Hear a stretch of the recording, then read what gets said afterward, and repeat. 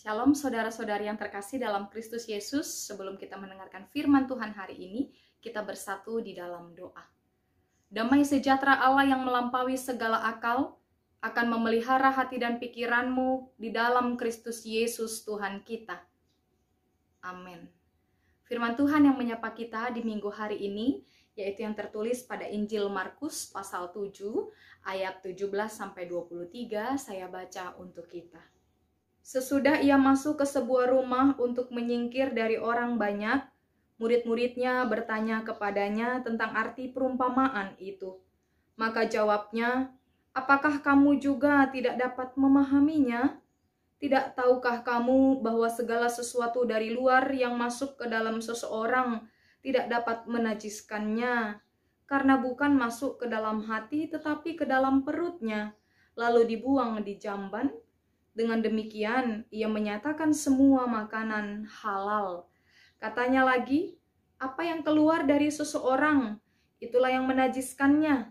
Sebab dari dalam, dari hati orang, timbul segala pikiran jahat, percabulan, pencurian, pembunuhan, perzinahan, keserakahan, kejahatan, kelicikan, hawa nafsu, iri hati, hujat, kesombongan, kebebalan. Semua hal-hal jahat ini timbul dari dalam dan menajiskan orang." Demikian firman Tuhan. Saudara-saudari yang terkasih dalam Kristus Yesus, perdebatan antara Injil dan adat tradisi atau budaya ternyata sudah ada sejak dahulu kala. Terlebih pada saat zaman Yesus ketika dia melayani di dunia ini.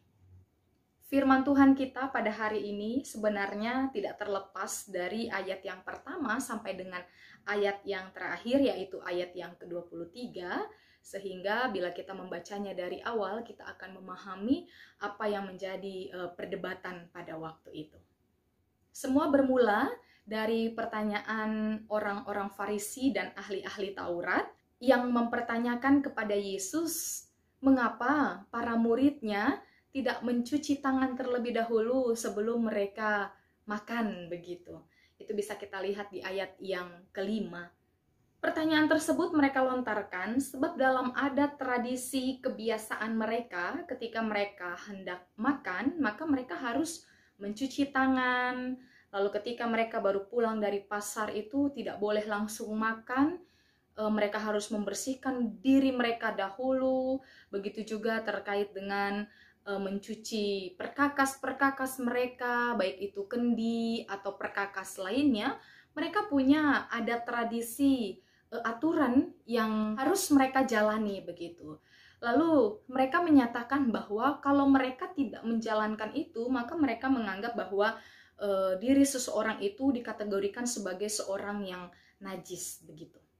Oleh karena pertanyaan tersebut, Yesus menjawab mereka. Jawaban itu terlihat pada ayat 6 sampai ayat 13. Tapi di ayat yang ke-8, Yesus menyatakan bahwa perintah Allah kamu abaikan untuk berpegangan pada adat istiadat manusia. Hingga Yesus pun memberi jawaban kepada mereka melalui perilaku yang mereka terapkan di dalam kehidupan mereka terkait dengan perintah Tuhan yang mengatakan, hormatilah ayahmu dan ibumu. Tapi dalam kenyataannya, dalam keadatan dan ketradisian mereka melakukan sikap menghormati kepada ayah dan ibu, yaitu dengan memberikan korban persembahan kepada Tuhan tanpa memperhatikan ayah dan ibu mereka sebagai orang tua yang harus dihormati. Menurut mereka, itu adalah cara mereka menghormati orang tua mereka. Inilah hal-hal yang ditegaskan oleh Yesus kepada mereka. Mereka selalu memperhatikan hal-hal secara lahiriah saja, secara fisik mereka saja. Hingga pada ayat yang ke-15 Yesus mengatakan bahwa yang menajiskan mereka itu bukan apa yang masuk ke dalam diri seseorang, tetapi apa yang keluar dari dalam diri seseorang. Kemudian firman kita hari ini adalah terkait dengan pertanyaan para murid Yesus dengan hal perumpamaan yang Yesus sampaikan. Lalu Yesus menyampaikan kembali kepada mereka pada waktu itu. Yesus menjelaskan bahwa bukan apa yang masuk ke dalam diri seseorang, yaitu terkait dengan makanan, minuman, yang menentukan mereka najis atau tidak. tapi terkait dengan hal-hal yang keluar dari diri mereka. Ini terkait dengan hal-hal ucapan, perbuatan mereka, itulah yang menentukan seseorang itu dikategorikan najis atau tidak. Bahkan sampai dengan ayatnya yang seterusnya, ayat 21, 22, Yesus mengatakan ada 13 sikap yang benar-benar bisa menajiskan seseorang di hadapan Tuhan. 13 sikap itu adalah sikap yang sebenarnya harus dihindari. Lalu, jemaat yang terkasih di dalam Kristus Yesus, apa yang mau disampaikan firman hari ini kepada kita? Pesan apa sih yang bisa kita ambil sebagai pegangan kita, pedoman kita sebagai orang yang percaya kepada Kristus? Yang pertama adalah persoalan terkait dengan perdebatan Injil dan ada tradisi ini masih terus berlangsung bahkan sampai sekarang secara langsung atau tidak langsung, secara sadar atau tidak sadar demikian. Kita bisa dengan sangat sederhana, apalagi kita sebagai orang Batak begitu ya, mana lebih malu kita dikatakan tidak bertuhan atau tidak beradat. Misalnya saja dikatakan Bohamat tong dang maradat amat tahun, atau dengan pernyataan sehirana somar Tuhan inat tahun. Kita tidak bisa pungkiri bahwa mungkin hati kita akan tersinggung, kita akan merasa kecil, apalagi kalau kita dikatakan sebagai orang yang tidak beradat begitu. Ini hal yang tidak bisa kita pungkiri di dalam kehidupan kita saat ini. Tapi marilah kita menyeimbangkan kehidupan kita selama kehidupan di dunia ini terkait dengan persekutuan kita dengan Tuhan dan persekutuan kita di tengah-tengah adat istiadat yang ada di dalam kehidupan kita demikian. Mari kita selaraskan kehidupan kita dengan keduanya. Jangan sampai kita lebih rajin menghadiri acara-acara adat lau hitatu paradaton, HP parsaorata dohot debata, jadi malah tidak ada. Jangan sampai kita rajin pergi ke acara-acara adat, tapi kita tidak memperhatikan persekutuan kita dengan Tuhan sebagai seorang Kristen. Jangan sampai persekutuan kita dengan Tuhan itu kita tinggalkan. Kita tahu bahwa adat istiadat adalah sebagai sarana kita bersekutu dengan orang-orang yang ada di sekitar kita, untuk kita bisa memelihara persaudaraan satu dengan yang lainnya, tapi itu hanya untuk kehidupan kita selama di dunia ini. Sementara persekutuan kita dengan Tuhan memiliki jaminan bahwa Tuhan akan memberikan kehidupan kekal bagi kita. Maka sebenarnya lebih penting persekutuan kita dengan Tuhan, tapi persekutuan kita pun di tengah-tengah kehidupan kita di dunia ini juga adalah penting. Maka selaraskanlah hidupmu ketika harus menyeimbangkan kedua hal tersebut. Itu sebabnya acara-acara adat yang dijalankan oleh setiap orang-orang Kristen yang beradat, misalnya seperti kita orang Batak, kiranya acara adat yang berlangsung yang kita jalankan itu harus tetap berdasarkan dengan firman Tuhan, sesuai dengan apa yang Tuhan kehendaki, memuji, memuliakan nama Tuhan, agar acara itu pun sesuai dengan kehendak Tuhan. Lalu hal yang kedua adalah persoalan najis atau tidak najis yang berkaitan dengan makanan. Ini selalu jadi perdebatan bahkan sampai dengan kehidupan kita saat ini. Bahkan lebih parahnya lagi, hal tersebut dikaitkan dengan beriman atau tidaknya seseorang, saleh atau tidaknya seseorang itu di hadapan Tuhan.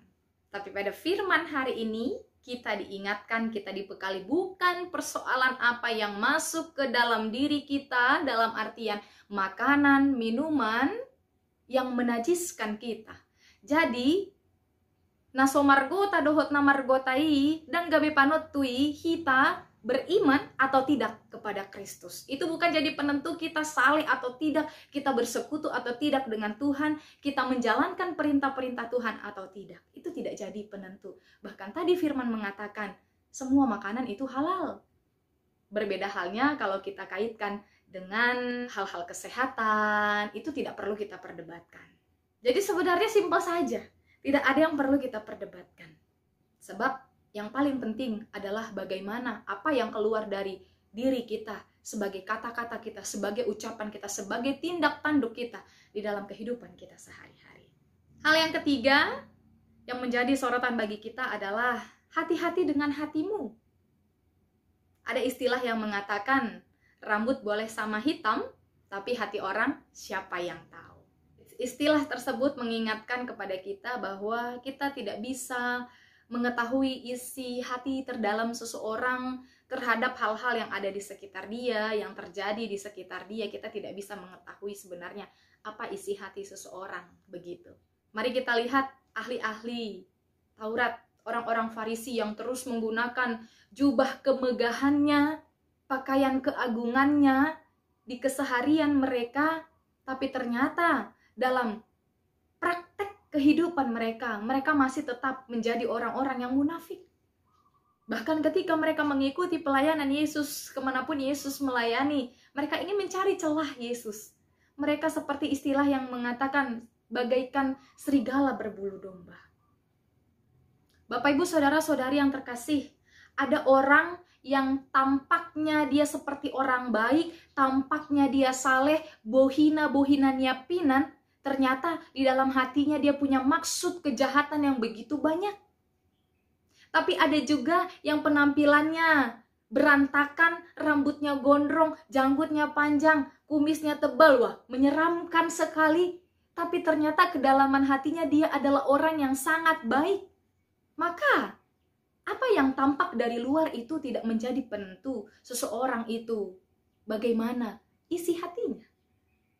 Jadi kita perlu berhati-hati dengan hati kita ketika kita harus menilai orang lain hanya dari tampilan luar saja. Lalu bagaimana dengan Tuhan? Tuhan adalah pribadi yang mengetahui segala isi hati kita.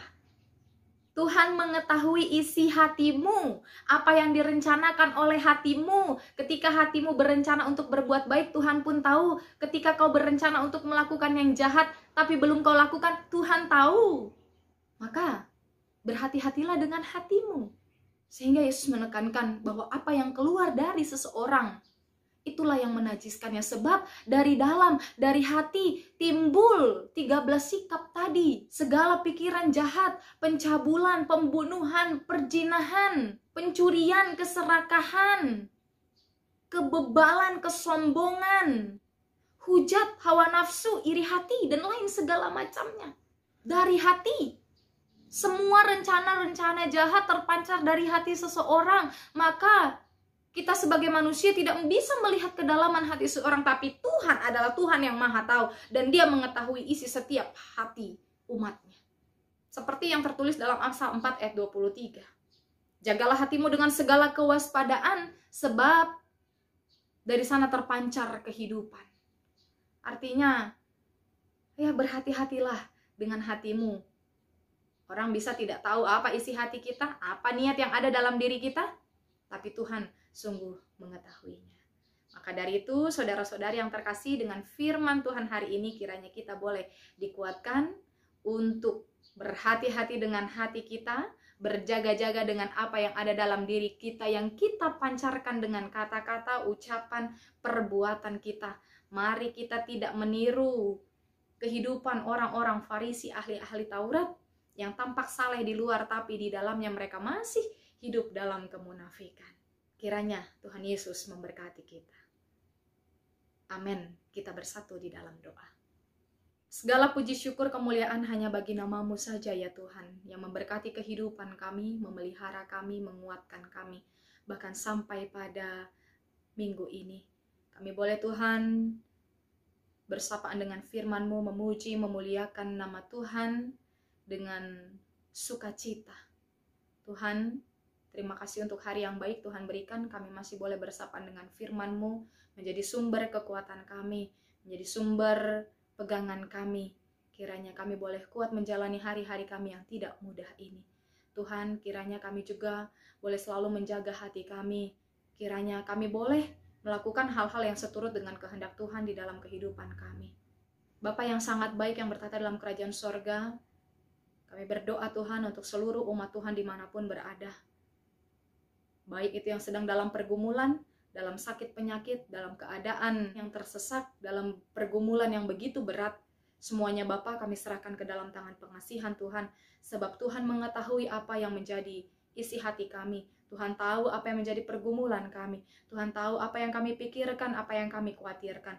Tapi kami juga tahu Tuhan mencukupkan, Tuhan memulihkan, Tuhan mendengarkan setiap apa doa kami. Tuhan, jangan biarkan kami menjauhkan diri kami daripadamu, tapi biarlah kami selalu mengandalkan Engkau di dalam kehidupan kami. Bapa yang baik, kami sangat bersyukur untuk setiap kasih-Mu yang masih memelihara kehidupan kami. Untuk pandemi ini Tuhan yang masih belum berakhir, kiranya kami terus boleh semakin saling menjaga diri kami, juga menjaga orang-orang lain yang ada di sekitar kami dengan patuh pada protokol kesehatan. Kami terus mohonkan kepulihan dunia ini hanya ke dalam pengasihan Tuhan saja. Hari-hari kami Tuhan, hidup kami ke depannya kami tidak tahu akan seperti apa, tapi biarlah kami terus menyerahkannya hanya ke dalam tangan pengasihan Tuhan. Kami yakin percaya juga Tuhan memelihara setiap kehidupan kami. Biarlah Tuhan kami menyampaikan kehidupan kami hanya ke dalam tangan pengasihan-Mu, di dalam Kristus kami berdoa.